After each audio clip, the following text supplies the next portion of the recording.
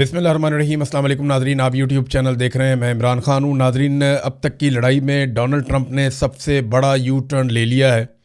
Donald Trump ने कहा क्या? देखें, पहले डोनाल्ड ट्रंप ने ये कहा था कि 48 घंटे के अंदर अगर ईरान ने आबनाए हुर्मुज़ को नहीं खोला तो अमेरिका बहुत सारी एनर्जी साइट्स को तबाह कर देगा। ईरान की वो तनसीबात तबाह कर देगा जिसके ज़रिए से पूरे ईरान में बिजली, गैस इसकी फराहमी हो रही है और ये बहुत बड़ा नुकसान होगा। इसके नतीजे में ईरान ने भी वापस धमकी लगाई थी कि ईरान भी बड़ा शदीद नुकसान करेगा। कुछ जो डॉक्यूमेंटेड चीज़ें सामने आई हैं, मैं पहले आपके साथ शेयर कर देता हूँ, इससे पहले कि मैं आपको बताऊँ कि ईरान ने क्या कुछ करने का दावा किया था। ये क्लैश रिपोर्ट है, ये बताती है जनाब कि ईरान ने रिटेलिएशन में जिन टारगेट्स को शॉर्टलिस्ट किया था कि इनके ऊपर अटैक करेगा, इसमें सऊदी अरब में 2 टारगेट थे। एक डीसैलिनेशन प्लांट था जहाँ पे वो पानी को, समंदर के पानी को पीने के काबिल बनाते हैं, ये रास अल खैर में। उसके अलावा पावर स्टेशन था और एक वाटर प्लांट था अल शुएबा में। और इसके बाद यूएई के 2 टारगेट थे, उनको भी शॉर्टलिस्ट किया था। इनमें एक पीने का पानी का एक प्लांट था और एक न्यूक्लियर पावर प्लांट था बरका का। फिर कुवैत के अंदर 2 शॉर्टलिस्ट किए थे ईरान ने जिनके ऊपर वो अटैक कर सकता था, अलजोर और नॉर्थ अलजोर। ये एक पावर प्लांट है और दूसरा डीसैलिनेशन कॉम्प्लेक्स है जहाँ पे पीने का पानी तैयार किया जाता है। जॉर्डन, उर्दन में भी 2 ही इन्होंने दोनों पावर प्लांट थे उर्दन के, जिन दोनों को निशाना बनाने का जो है वो मामला सामने आया था। फिर बहरीन के अंदर 2 टारगेट थे, कतर के अंदर 2 टारगेट थे इसी तरह से। तो ये ईरान के टारगेट्स थे जो ईरान करने जा रहा था। उसके बाद फिर ईरान ने एक और भी तंबीह की थी, एक वार्निंग जारी की थी कि अगर जजीरों के ऊपर हमला किया गया, ईरान के पास जजीरे भी है ना, अगर जज़ायर के ऊपर हमला किया गया तो तमाम आबी रस्तों में बारूदी सरंगें भी बिछा देंगे। ईरान ने यह भी कहा था कि अगर जिस मुल्क से अटैक किया जाएगा जजीरों के ऊपर, उस मुल्क को उसकी कीमत चुकानी पड़ेगी। ख़ास तौर पे यूएई के लिए ईरान ने एक वार्निंग जारी की थी, जो मैंने आपको पहले बताया था कि रास अल खैमा जो उनका पूरा शहर है उसको जो है वो अटैक कर सकते हैं। ये ईरानियों ने इसका इशारा दे दिया था, कह दिया था, बाकायदा अनाउंसमेंट हो गई थी। और अब उन्होंने ये कहा कि अगर अमेरिका ऐसा करता है और जजीरों के ऊपर हमला किया जाता है तो तमाम आबी रस्तों में बारूदी सुरंगें हम बिछा देंगे। फिर यहाँ से, यानी पानी के अंदर से बारूदी सुरंगें उठाना इतना आसान नहीं होता, ये बहुत मुश्किल काम है और इसमें कई महीने लग जाने थे। और पूरी दुनिया के अंदर तेल की ऐसी किल्लत पैदा होनी थी कि आलमी मंडी बिगाड़ पैदा हो जाना था एक बहुत बड़ा, और अभी भी पैदा हो चुका है। तेल की कीमतें लगातार बढ़ती चली जा रही हैं। अब ट्रंप ने जो स्टेटमेंट दिया, पहले आप वो स्टेटमेंट देखें, फिर मैं आपको बताता हूँ ट्रंप ने ये बयान दिया क्यों, ये यू टर्न ट्रंप को क्यों लेना पड़ा। डोनाल्ड ट्रंप ने कहा है कि मशरिक़ वस्ता के तनाज़े के मुकम्मल और जामे हल के हवाले से तामीरी बातचीत हुई है। उन्होंने कहा कि वो ईरान के बिजली घरों और तवानाई की तनसीबात पर, बल्कि ईरान में तमाम हमलों को 5 रोज़ के लिए मौखर कर रहे हैं। यानी एक तरह से डोनाल्ड ट्रंप ने 5 दिन की जंग बंदी का ऐलान किया है। अमरीकी सदर ने अपने सोशल मीडिया ट्रुथ सोशल पर जारी एक हालिया बयान में कहा है कि मुझे ये बताते हुए खुशी महसूस हो रही है कि अमेरिका और ईरान के दरमियान गुज़िश्ता 2 दिनों में मशरिक़ वस्ता में जारी कशीदगी के मुकम्मल और जामे हल के हवाले से नहायत मुस्बत, नतीजा खेज़ और तामीरी बातचीत हुई है। डोनाल्ड ट्रंप ने अपने बयान में कहा कि इस तफसीली और तामीरी बातचीत के अंदाज और लहजे की बुनियाद पर, जो इस हफ्ते भर जारी रहेंगी, मैंने महकमा जंग को हदायत दी है कि ईरान के बिजली घरों और तवानाई की तनसीबात पर तमाम फ़ौजी हमलों को 5 दिन के लिए मौखर कर दिया जाए, जो जारी मुलाकातों और मुज़ाकरात की कामयाबी से मशरूत है। अच्छा, ये कहते हैं जी हमारी बातचीत शुरू हो गई है ईरान के साथ। अब जुम्मे वाले दिन का जो स्टेटमेंट है डोनाल्ड ट्रंप का, वो ये स्टेटमेंट था कि हम तो ईरान से बात कर ही नहीं सकते। उसकी वजह यह है कि ईरान की कोई ऐसी क़यादत मौजूद ही नहीं है, हमने तो सारे बंदे मार दिए, तो हम बात किससे करें। ये डोनाल्ड ट्रंप आज से 3 दिन पहले कह रहे थे। आज डोनाल्ड ट्रंप कह रहे हैं जी हमारी उनके साथ बातचीत हो रही है। किन के साथ बातचीत हो रही है कुछ नहीं बताया गया, जबकि ईरान ने इसके हवाले से कैटेगोरिकली कह दिया कि हमारी कोई बातचीत नहीं हुई। ईरान ने साफ कह दिया कि हमारी कोई किसी से बातचीत नहीं हुई।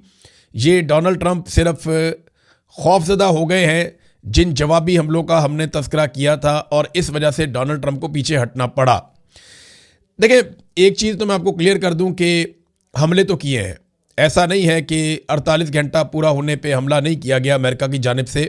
अमेरिका ने और इसराइल ने तवानाई के इंफ्रास्ट्रक्चर्स पे हमले किए हैं। और डोनाल्ड ट्रंप ने जब ये धमकी दी थी कि उसके बाद ही फौरी तौर पे जब उन्होंने कहा डोनाल्ड ट्रंप ने कि हम ये हमले करने जा रहे हैं एनर्जी की तनसीबात पे, और फिर ईरान ने कहा कि हम वापस हमले करेंगे, तो इसके फ़ौरन बाद आलमी सतह पे तेल की कीमतों में भी इजाफा हो गया और स्टॉक मार्केट में भी बड़ी शदीद मंदी आई दुनिया में। अब इसका दबाव अमेरिका के ऊपर पड़ा, डोनाल्ड ट्रंप के ऊपर पड़ा, तो फिर डोनाल्ड ट्रंप को यू टर्न लेना पड़ा अटैक करने के बावजूद। ईरान ने अभी रिटेलिएशन करनी है, जितना अटैक इसराइल ने और अमेरिका ने ईरान के ऊपर किया, अभी ईरान ने अपना वादा पूरा करना है। लेकिन जो बड़ी तबाही फैलाने का एक अल्टीमेटम था वो डोनाल्ड ट्रंप ने वापस लिया। तो बड़ी वजूहत मैं आपको बताया, तो एक तो आलमी मंडी में तेल की कीमतें बहुत बढ़ गई थी, गैस की कीमतें बहुत बढ़ गई थी और स्टॉक मार्केट एकदम गिरना शुरू हो गई थी। फिर दूसरा ये है कि ईरान का एनर्जी इंफ्रास्ट्रक्चर तबाह करना इतना आसान काम नहीं है, ये बहुत कम्प्लेक्स है, बड़े अजीब तरीके से ये काम करता है और कई मुल्कों के साथ जुड़ा हुआ है, तो बड़ा तवील तरीन है ये। तो इसको मुकम्मल तौर पे तबाह करना इतना आसान नहीं है, अमेरिका को बहुत एफर्ट करनी पड़ेगी, ये बहुत लंबा टाइम लगेगा इस काम में। और तीसरा ये है कि ईरान ने जिन अहदाफ को निशाना बनाने का ऐलान किया वो मलबा भी अमेरिका पर गिर जाना था अगर वो ये करते हैं तो। चौथा ये है कि ईरान की साख अब ऐसी बन चुकी है कि जो ईरान कहता है वो कर देता है, लिहाजा इस वजह से ये डर था कि ईरान ने जो कहा है ये पीछे नहीं हटेगा। और पांचवीं वजह यह है कि अमेरिका को अब ये लगने लगा है कि अरब ममालिक इस लड़ाई के बिल्कुल किनारे पर आकर खड़े हो गए, किसी वक्त भी अरबों को इस लड़ाई का हिस्सा बनाया जा सकता है। तो अमेरिका ये चाहेगा कि अब जो भी करना है अरब उसमें बराबर के हिस्सेदार हों, और ऐसा लगता है कि अरब ममालिक इसमें शामिल हो जाएंगे। एक तो सऊदी अरब ने कहा कि जो उम्रा ज़ायरीन आए हुए हैं वो 18 तारीख तक निकल जाएं सऊदी अरब से, और सऊदी सरजमीन को वो छोड़ दें, वो यहाँ से चले जाएं, उसमें तो भी टाइम लगेगा। लेकिन यहाँ पे एक ख़बर है मेरे पास, और ये अहम खबर है, बड़ी खबर है। Saudi Arabia opens King Fahd airbase to United States forces as Iran war shifts west. अब ये जो खबर दी गई है ना, ये खबर आती है रियाद से, और ख़बर ये बताती है कि सऊदी अरब ने ताइफ के अंदर जो किंग फहद एयरबेस है वो देने का फ़ैसला किया अमेरिका को। याद रखिएगा ताइफ बिल्कुल करीब है मक्का मुकरमा से, तो यहाँ पे हरमैन शरीफैन बहुत करीब आ जाते हैं, और इन जगहों पे बहुत सारे मुकद्दस मकामात हैं, यानी ताइफ के रास्ते में, ताइफ में आसपास बहुत सारे मज़ारात हैं, बहुत सारे मुकद्दस मकामात हैं इन इलाकों में। तो यहाँ पे जब जंग शिफ्ट की जाएगी या यहाँ पे अमेरिका को बेसिस दी जाएंगी तो ईरान के लिए बड़ा चैलेंजिंग होगा यहाँ पे खालिसतन आके उन बेसिस को निशाना बनाना। देखें ना, ईरानी मिसाइल तो हवा में आता है, अब उसको जहाँ पे इंटरसेप्ट करते हैं वहाँ गिरता है, उसका मलबा या उसका बारूद वहाँ गिरता है। तो किसी भी ऐसी जगह पे गिरेगा तो मुसलमानों के जज्बात जो हैं वो भड़काए जा सकते हैं। सारे मामले में सऊदी अरब को भी गुरेज करना चाहिए था, इतना मुकद्दस मकामात की तरफ नहीं लेकर जाना चाहिए था लड़ाई को, या अमेरिका को वहाँ पे बेसिस नहीं देनी चाहिए थी। लेकिन अब वो क्योंकि बेसिस वहाँ पे चली गई हैं तो ईरान का हमला वहाँ जाएगा या नहीं इसके बारे में मैं कुछ कह नहीं सकता अभी आपको फ़िलहाल। लेकिन सऊदी अरब ने ऐसा किया है कि हरमैन शरीफैन के करीब जो है 85 किलोमीटर का टोटल फासला है खाना काबा से ताइफ का, जहाँ पे ये एयर बेस है, और वहाँ पे अमेरिका को एक सहूलत दी है मुबैना तौर पर। ईरान ने एक बड़ा क्लैरिटी के साथ वादे किया है, और जो फारस न्यूज़ जुड़ा हुआ है ईरानी फोर्सेस के साथ, उसने कहा जी कोई अमरीकी सदर से हमारा राब्ता नहीं हुआ, और ये अमरीकी सदर सिर्फ डर के मारे झूठ बोल रहे हैं, असल बात ये नहीं है। अच्छा, इसमें ना इसराइल और अमेरिका इस वक्त भी शदीद हमले कर रहे हैं ईरान पे, ऐसा नहीं है कि जंगबंदी हो गई है। तेहरान पे ताबड़तोड़ हमले किए गए हैं और लगातार हमले हो रहे हैं। ये बातचीत जो है ना वो ये सिर्फ एक बहाना है, और मुझे ऐसा लगता है कि डोनाल्ड ट्रंप और इसराइल पूरी कोशिश करेंगे कि किसी तरह अरब ममालिक इस जंग के अंदर शामिल हो जाएं। अब अगर ऐलानिया तौर पे अमेरिका को अड्डे दिए जा रहे हैं तो अरब ममालिक पाकिस्तान को भी कहेंगे कि फ़ौरन आओ और इस लड़ाई का हिस्सा बनो। पाकिस्तान सऊदी अरब जाके वहाँ से इस लड़ाई का हिस्सा बनेगा, या पाकिस्तान अपनी सरहदों से भी ईरान के लिए मुश्किलात पैदा करेगा, इसके बारे में हम नहीं जानते। लेकिन पाकिस्तान के आर्मी चीफ ने कैटेगोरिकली शिया उलमा इकराम को बुलाकर यह कह दिया कि मुझे यहाँ पे कोई पंगा पाकिस्तान में नहीं चाहिए, और जो लोग ये करेंगे उनको फ़ौजी अदालतों के अंदर ले जाया जाएगा। उनको काफ़ी थ्रेट किया, उनकी डांट टपट भी हुई, वो काफ़ी नाराज़ हैं कि हमारे साथ तौहीन में सलूक किया गया, हालांकि हम आलम दीन थे, प्यार से बात की जा सकती थी। लेकिन अच्छा, कुछ ये भी मौलवी कह रहे हैं नहीं जी हमारे साथ बड़ा अच्छा सलूक हुआ है, लेकिन जो ये कह रहे हैं हमारे साथ बड़ा अच्छा सलूक हुआ उनकी बात ही कोई नहीं सुन रहा। अब एक और काम भी शुरू हो गया है, पाकिस्तान की मिलिट्री एस्टेब्लिशमेंट के ज़ेरे निगरानी या ज़ेरे असर चलने वाले जो डिजिटल प्लेटफॉर्म है उनके ऊपर कलअदम तंजीमों के लोगों के इंटरव्यूज़ किए जा रहे हैं। ये बड़ी ढिठाई और बेशर्मी वाला काम किया जा रहा है। वो कलअदम तंजीमें जिन्होंने पाकिस्तान के अंदर खून बहाया, उनके जो बंदे हैं उनके इंटरव्यूज़ चलाए जा रहे हैं पाकिस्तान की फ़ौज के ज़ेरे असर चलने वाले मुख्तलिफ डिजिटल प्लेटफॉर्म्स के ऊपर, सिर्फ इसलिए कि क्योंकि यहाँ पे शिया है तो ये शिया सुन्नी का मामला हो जाएगा।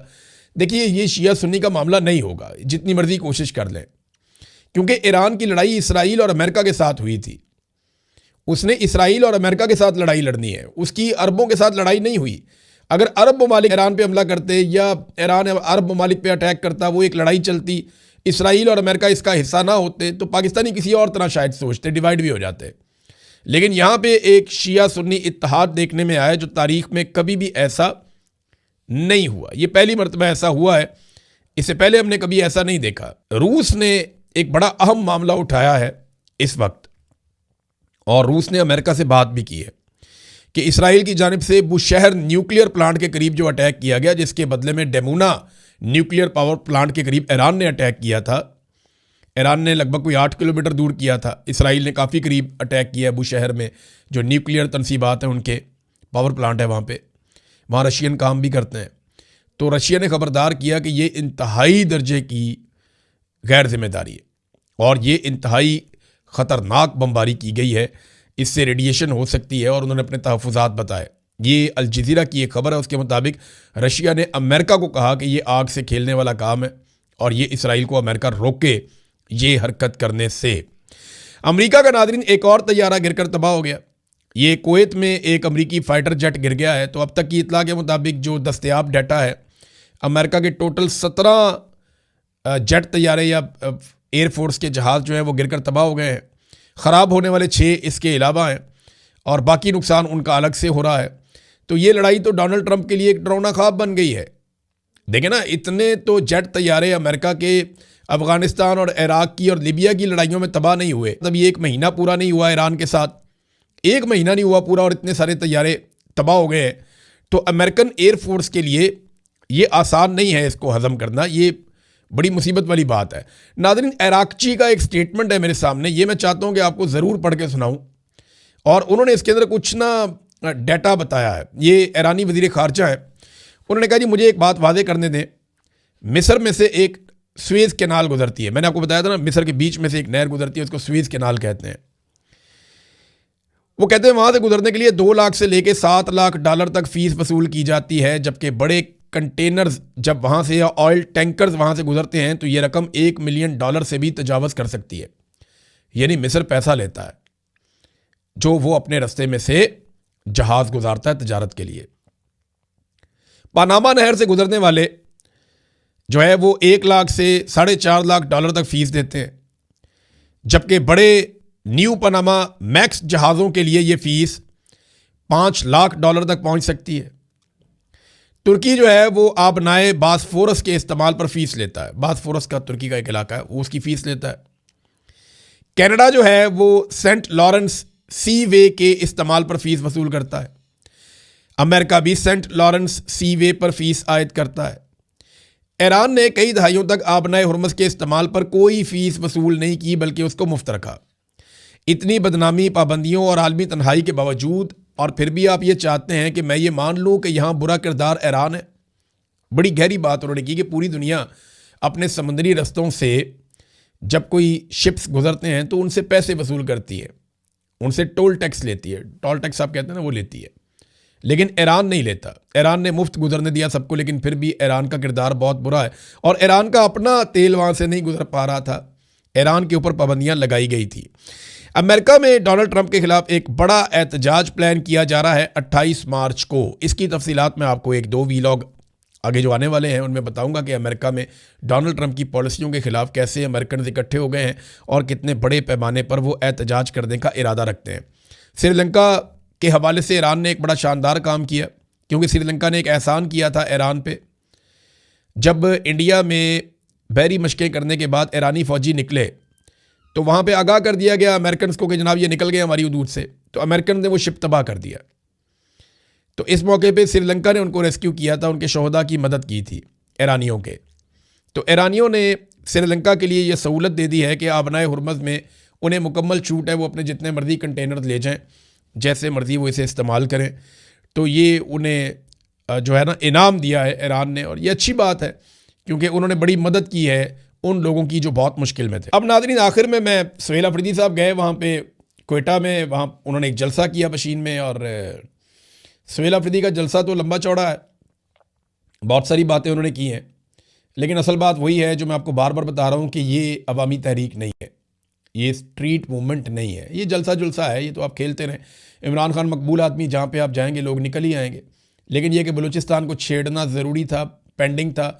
सुहेल अफरीदी को बार बार उनकी पार्टी के लोग कह रहे थे कि आप पंजाब गए, सिंध गए, बलूचिस्तान आए, तो सुहेल अफरीदी बलूचिस्तान भी चला गया। अब वहाँ पे बलूचिस्तान की जो पाकिस्तान तहरीक इंसाफ है उन पर बड़ा शदीद क्रैकडाउन हुआ, बड़ी मुसीबतें उनके ऊपर आई, लेकिन फिर भी उन्होंने जलसा कर लिया।